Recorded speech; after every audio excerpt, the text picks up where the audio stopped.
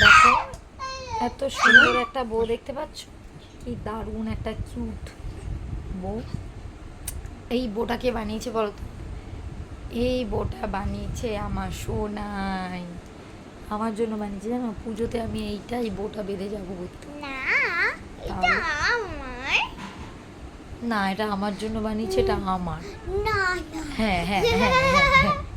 তো দেখি আমার মাথায় কেমন লাগছে এটা। ফার্স্ট আমি টাকা দিয়ে নেবো রবি বাহ, তোকে তো বেশি ভালো লাগছে। তাহলে তো আমি এটা তোকে বেশি পাক্কা ভালো এটা লাগছে। নিয়ে পূজার সময় ঘুরতে যাব।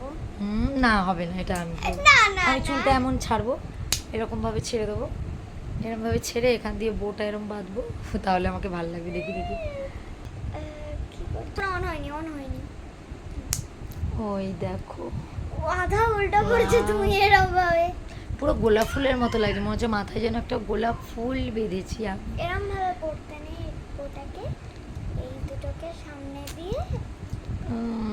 ও আচ্ছা, এইভাবে পরে এই ব্যাপার আছে, বিভিন্ন রকম জিনিস তো একটু স্টাইলিশ। দেখো তোমরা কেমন লাগছে আমার সোনার এত সুন্দর কিউটেস্ট বউটা। তোমরা আমাদের কমেন্ট করে অবশ্যই বলবে আমার সোনা কেমন বানিয়েছে বউটা। চলো টাটা।